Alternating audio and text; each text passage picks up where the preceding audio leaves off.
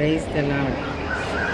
பெரிய அளவில் ஊழியம் செய்கிற நாலுமாவடியில் பிறந்து ஊழியம் செய்து கொண்டு வருகிற மோகன் சி லாசரை பற்றி தெரிஞ்சிருக்கும். அவர் இயேசு அவரை எப்படி தொட்டார், அவருக்கு என்ன மாதிரியான அற்புதம் செய்தார்னு அவர் ஒரு துண்டு பிரதி வெளியிட்டிருந்தாங்க. தேடி வந்தார், அற்புதம் செய்தார்னு. இதை பற்றி எல்லாருக்கும் தெரிஞ்சிருக்கும். தெரியாதவங்க இந்த வீடியோ பார்த்து தெரிஞ்சுக்கிறதுக்காக வேண்டி நான் இதை படிக்கிறேன்.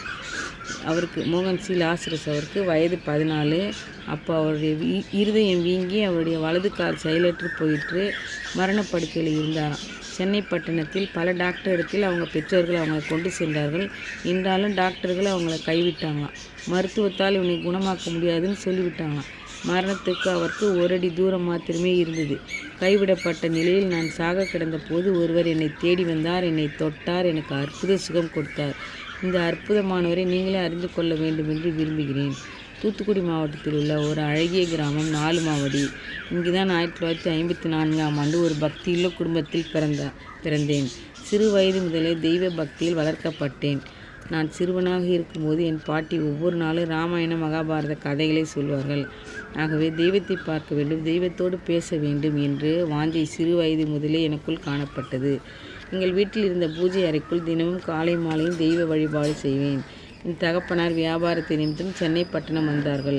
ஆகவே நாங்களும் குடும்பமாக சென்னையில் உள்ள பாடி என்ற இடத்தில் குடியேறினோம். சென்னைக்கு வந்ததும் என் தெய்வ பக்தி குறையவில்லை. தினமும் காலையில் தெய்வ வழிபாடு செய்து சந்தன பொட்டு வைத்து கொண்டுதான் பள்ளிக்கூடம் செல்வேன். பள்ளியில் ஒரு ஆசிரியர் என்னை சந்தன பொட்டு என்றே அழைப்பார். இந்த சமயத்தில் சிலர் இயேசுவை குறித்து எனக்கு சொன்னார்கள். இயேசு கிறிஸ்து தெய்வமே அல்ல என்று அவர்களிடத்தில் வாதாடினேன். காந்தியைப் போல நேருவைப் போல அவரும் ஒரு மனிதர். அவர் வந்தார், சில நல்ல காரியங்களை செய்தார், மரித்து விட்டார், அவ்வளவுதான் என்று வாக்குவாதம் பண்ணினேன். இன்னும் இயேசுவை குறித்து பேசிய போது இயேசு கிறிஸ்துவை குறித்து கேவலமாக பரிகாசமாக பேசலானேன். இந்த புத்தகத்தில் எழுதக்கூடாத அளவுக்கு இயேசுவை குறித்து மிகவும் கேவலமாக பேசி அவரை பரிகசித்தேன்.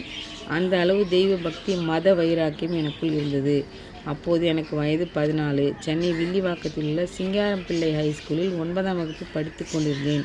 திடீரென்று ஒரு வியாதி என்னை தாக்கியது. என் இருதயம் பாதிக்கப்பட்டது.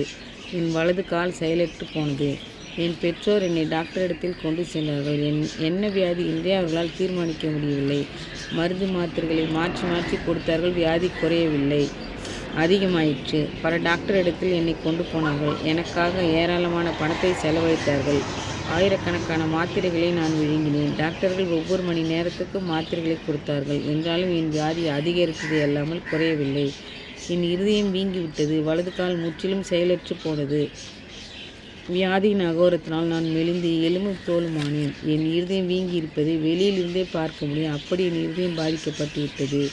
சோர்ந்திருந்த சமயம் வெளிநாட்டில் படித்துவிட்டு ஒரு டாக்டர் வந்திருக்கிறார், அவரிடம் காண்பிக்கலாம் என்று என் உறவினர் என்னை சொல்லி அனுப்பினார்கள். என் பெற்றோர் அவர்களிடம் தூக்கி சென்றார்கள். சென்னையில் அயனாவரம் என்ற இடத்தில் இருந்த அந்த டாக்டர் என்னை மிகுந்த அன்போடு கவனித்தார். அவரும் அவரோடு கூட இன்னும் சில டாக்டருமாக பல மணி நேரம் என்னை பரிசோதித்தார்கள். எல்லா டாக்டர்களும் கலந்து ஆலோசித்தார்கள். உங்கள் மகனின் இருதயம் முழுவதும் பாதிக்கப்பட்டு விட்டது.